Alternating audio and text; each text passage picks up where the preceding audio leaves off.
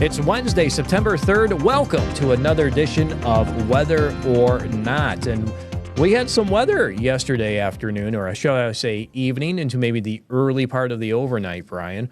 Showers, thunderstorms developed in the eastern KELOLAND. Even had a severe thunderstorm warning with them as some gusty winds made their way through Sioux Falls. They did. Yeah, the sky got kind of dark and a big old shelf cloud came in from the north, and our viewers were quick to take pictures. And we're going to share a little bit of that coming up and also reflect on what you saw last night from your vantage point. Yeah, kind of interesting evening as I was out playing, you guessed it, softball. Well, we'll talk about yesterday's weather and much cooler air for today, and that is something that will probably continue as we get into this week. And maybe I shouldn't say continue, as we'll slowly try to warm for tomorrow, and then a strong cold front moves through. With it, we'll have very, very strong winds, and summer's not quite over, is it? We are looking at warmer temperatures to return, as well as some higher dew point temperatures, and we'll talk all about it coming up. Stay with us.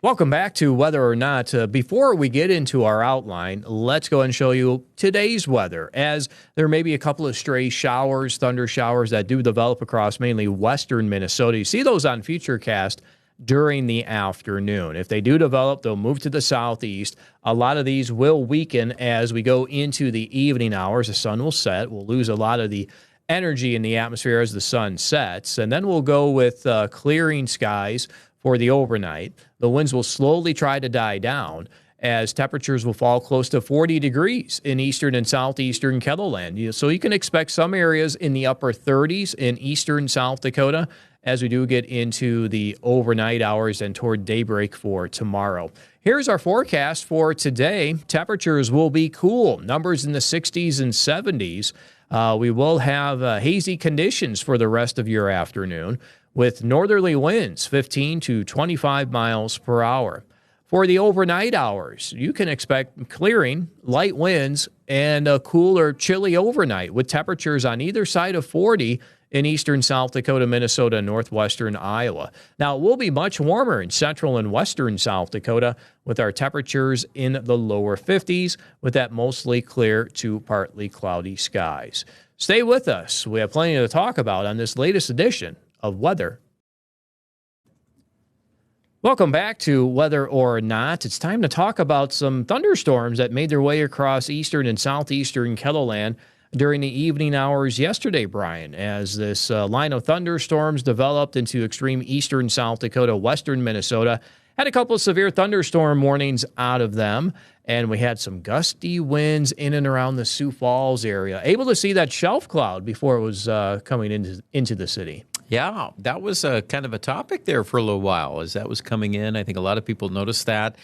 And when you see a shelf cloud, so just to show the example of that, this is one of the pictures taken from Crooks. So this was looking back to the northeast into Minnehaha County.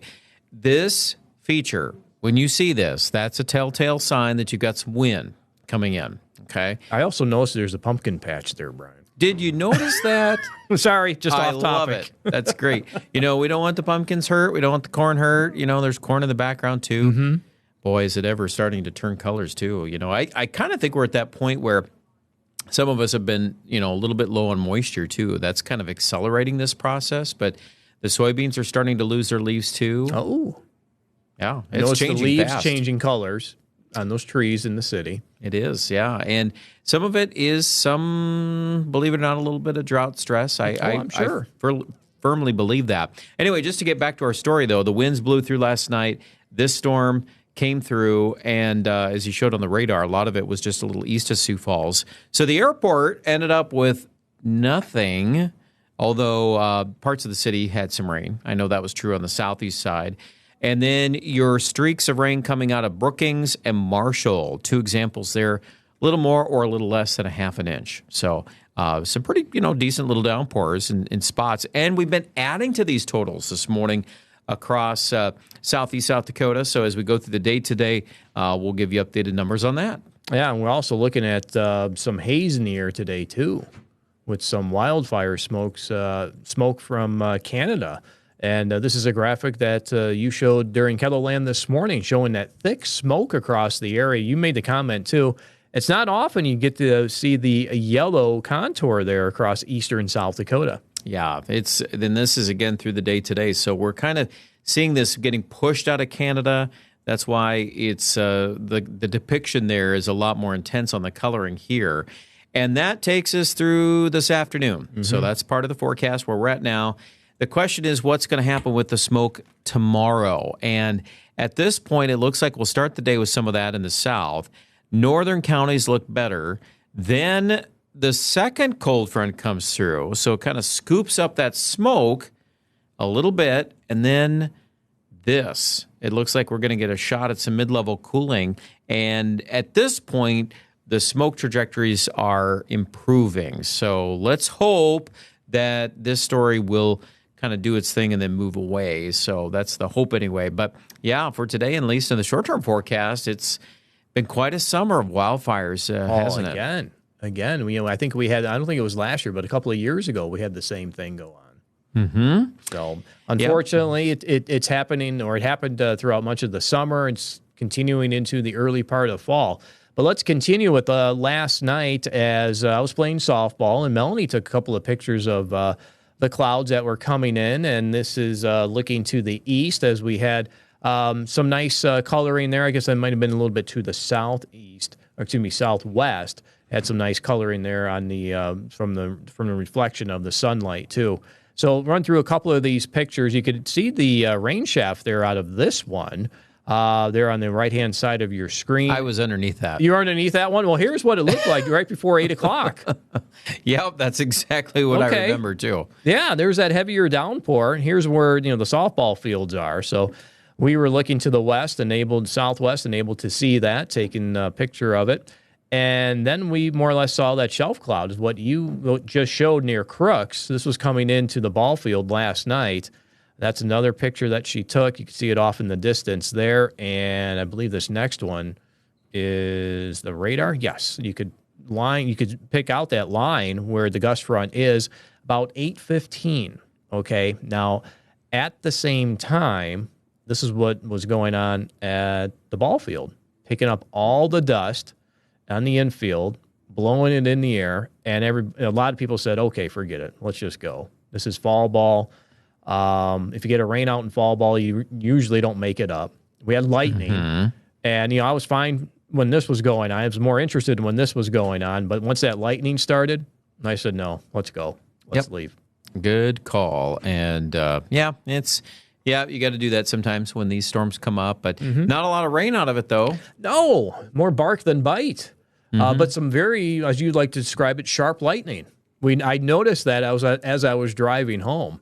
There's a field below. There are 4 fields below and 4 fields above, and they were still playing on the fields above. At least one game was. And I just turned to look, and you could see the cloud-to-cloud light, and I'm like, oh, that's not a good idea.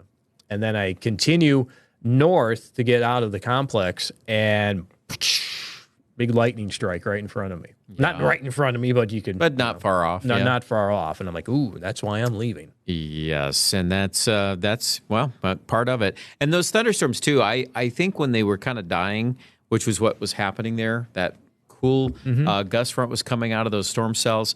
They the storms kind of lost their punch, so there was less rain, and then you could see the exposure too of all the lightning in the air, and made it for an interesting sky. But now we're transitioning to the cooler weather, and that's taking over now, isn't it, Scott? It is, and you feel it today, too, this afternoon. Numbers in the 60s and 70s with this north breeze, at least 15 to 25, near 30 miles per hour this afternoon. But let's talk about this cold front for tomorrow. This is during the afternoon. Once it moves through, you'll know it. Winds will be from the northwest. Before it moves through, you can have those winds change to the south or southwest, but as the next front moves through for tomorrow afternoon in the western, north-central South Dakota, maybe around 3 o'clock, we'll have that northwest wind. You could see those wind gusts 40 miles per hour or more. And where we have that brown just to the north of Rapid City, that's where the model's thinking we could get wind gusts up to 50 miles per hour or more. So Yeah. just knocking on the doorstep of Rapid City. Wouldn't be surprised if that blows through during the afternoon. Yeah, and it will get to Sioux Falls, too.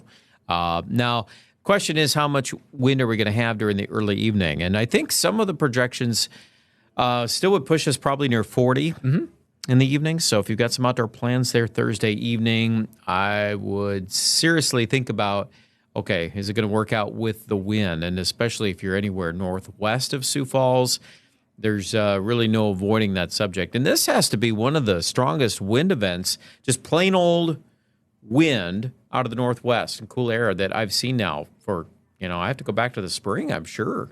We'll probably get some headlines out of this, too, for tomorrow. At least advisories. Yes, some wind advisories. Yeah, that's probably likely. And, of course, it's all connected to the cooler weather. Yes, it is. Cooler and drier weather, too, as that's a look at the evening hours for tomorrow. Northwest winds gusting close to 40 miles per hour in southeastern KELOLAND. Some of the models even suggesting that we can get some higher wind gusts. But as we get into Friday, the strong winds do continue from the northwest. Now, they are expected to die down as we get into Saturday morning, Brian. And as that happens, looks like we could have another chilly morning. Temperatures on either side of 40 in eastern South Dakota, Minnesota, and Iowa. Yep, and it'll all depend on how strong the wind is, or at least that'll be one of the big parts. So if the winds calm down sufficiently Saturday morning, expect radiational cooling if we're clearing out.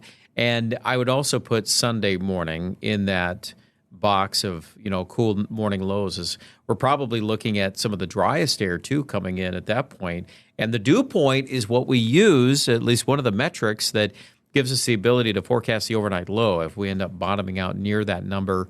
And there's some evidence supporting some 30s here and there. Yeah, we are looking at these colder dew point temperatures as numbers are expected to retreat to near 40 degrees as we get into the mornings for this coming weekend. But look what happens as we get into Tuesday of next week. Our dew point temperatures are trying to return maybe to the 60s. So summer's not over, and we'll talk about that coming up.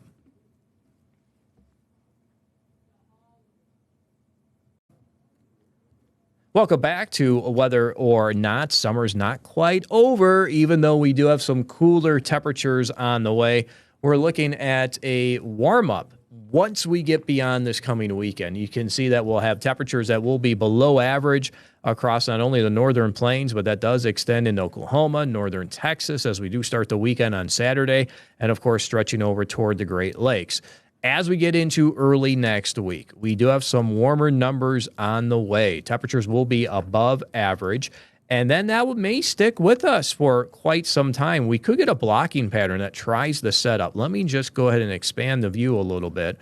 We can get this trough to dig across the southwestern United States, a nice ridge here trying to develop into the central and the northern plains before another dip in the jet as we get into the eastern coast of the United States. So we're trying to get this blocking pattern to eventually set up, and if it does, once we warm up, we may stay with warmer temperatures for several days. This is going into the middle of the month. You do see those numbers remaining above average. Low pressure remaining here across the west, and we're also watching this one that is exiting the area here into the parts of northeastern United States. So that will eventually start to break down, but I think once this warmer weather gets here, Brian, it may, be here for, 5 days, 7 days. We'll see how long of a stretch we can last. Yep, it's going to go right back up the temperature scales. So I know it's kind of interesting to talk about all this fall weather and the cool down, but the evidence is clear that we're going to go right back. The pendulum is going to swing the other way. I was just looking at temperatures too, just to kind of do some samples on these numbers.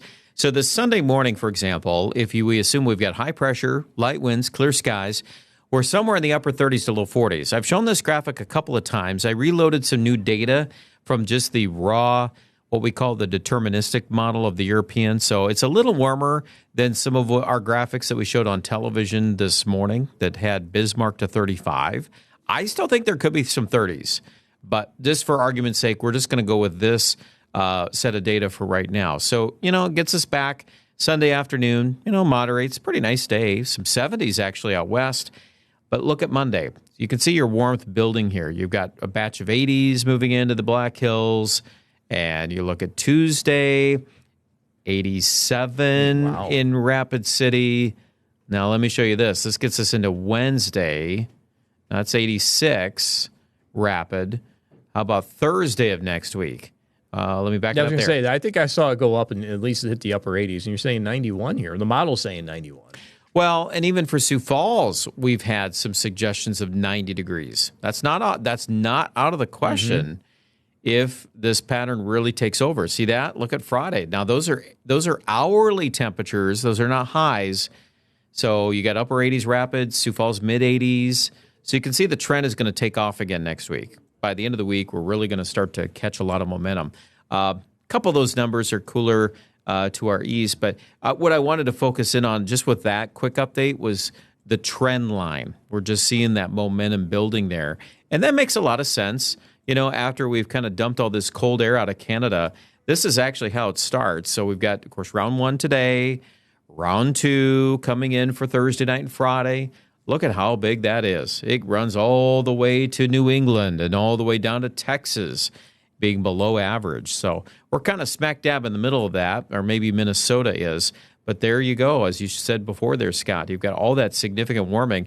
And those are temperatures that are at least 20 degrees above normal if you average the high and the low. So summer's not over, right? It is not. No, there's definitely a big push of mild air coming back. And isn't it interesting, too, as you look at some of the tendencies up into Canada, too, how warm it is up there. I just looked at that, too. Look at that. I mean, you talk about evacuating cool air this week, but next week, all the replacement, that's coming off the Pacific. See that? That's all warm, modified Pacific air. Sits up here, and then we get the dissension. Although our flow, too, it's interesting. We're actually getting a little bit of a Gulf connection here, too. Okay. I don't know if you loaded the water, the precipitable water maps. I know I got a couple of those. I haven't shown that in a while. Yeah, and I've noticed that, you know, there is kind of this little ring that is starting to connect here by mid-September. I'm just kind of watching that. So let's see what happens if we get any more chances of rain to go with this, because if it stays hot and dry like that, we're going to lose. I know in my area, I mean, already the corn is turning brown. It's pretty much in the process of, you know, kind of winding down the season. So all that kind of weather, that just accelerates all of that if you're not getting rain. And it's not a guarantee that at my place, I mean, we're missing most of it today, and maybe I get some rain tomorrow night, but Lincoln County kind of rating out from there has been below normal. We shared that map on the morning show. This is actually what I was talking about right here. Let me see if I can pull that up for you here. This is it. See that little yellow patch, orange? There's a couple of them out there. Mm-hmm. I know I'm talking to a lot of folks that are way too wet too. So we've got the haves and the have-nots, as we always say. But if you are in a drier patch, the heat next week, going to probably be a little detrimental to you. Oh, definitely. So you can use some of that water. I loaded that PWatt product for us, and you could see this is early next week. It's trying to bring in the moisture return here, and that goes hand in hand with some higher dew point temperatures that will eventually return to. Let me go ahead and expand it out, and look at that connection. There it is. You said. Mm-hmm. Yep, that comes out of Texas. And, of course, anybody's guess, too, on hurricane activity, you know, and how that could affect all of this along the Gulf or on the East Coast. There's some inklings now that we're going to start to see more of that moving in, but that's clearly a feed from the Gulf. The Gulf, yeah. So hopefully we can interact with that and bring in some shower, thunderstorm chances. Severe weather cannot be ruled out. If we start to see a little bit more energy in the atmosphere, that was something I was looking at this morning too. Wrote down some of those numbers, anywhere from 2,000, maybe 3,000 for Cape in central to northeastern South Dakota. That's as we get into next week. Higher dew point temperatures, warmer air temperatures brings in more available potential energy. Yep, and severe weather season is just not quite done yet. So you got to always consider when we make that switch, what can happen. Again, not worried about it, but we'll just keep an eye on it for now. And maybe for some of us, that's a good chance to be more intentional about being outside in summer weather, because eventually it will get to a point where it doesn't come back. Right. So we'll have a couple of hits of this cooler air today, tomorrow morning as we wake up. And then for this weekend, temperatures will be cooler than average. Then they'll warm next week. So we'll see if we can interact with that precipitation or the available moisture that will be in the atmosphere. So here's our next 2 weeks trying to show that, maybe eastern Nebraska, extreme southeastern South Dakota, throughout much of Iowa, probably the best chance to see the rainfall over the next 2 weeks. And this is really weighted heavily, I would say, toward the tail end of the 14 days that you see here on the map. Because once we get into this cooler air, I think it will get rid of a lot of our rain chances. Yeah, we just can't get any real big widespread rains when we've got cool Canadian dry air. And I knew you'd fit this in here, I have Scott. to. I'm going to do it every time I'm on, just because we're in September. And Okay. Why not? Well, where are we at here? We got a little snow out toward Denver in the higher elevations. Yeah, and this is, again, for the next 2 weeks. So, even though it is cooling, we're not looking at any snow chances here in KELOLAND. And as we take a look at the next map here, this is the snow depth, not picking up on anything either. Oh, should we go to this graphic? I have it up. This is something else that we'll probably pay attention to as we do go forward in time. Again, this is going out to, about a month and a half. So this takes us out until, just beyond the middle of October. What we're looking at more or less is a bar graph of the European extended model of snow accumulation. It is, and I think we have, yesterday you counted 8. I counted 9 this morning. But it's also, kind of delaying things as well. Yep, and that's typical. So we're searching around for a little noise, That's a good way to put it. Interesting, just anything that starts to catch our eye is all we can do at this point. But given the fact it cools off that time of year, that should also probably align to some of these cyclical patterns that we've identified. And that would probably be a time that could be cooler. So let's keep an eye on it. And I like the idea that you're going to be consistently showing that on this program. So every day people can come back and take a look at it. Yeah, why not? We'll probably hold it to the end, too. Right. So they have to watch the whole show. Yeah, that's part of it, right? Got to hold it to the end. Well, that's our time for today. As always, thank you for joining us on this edition of Weather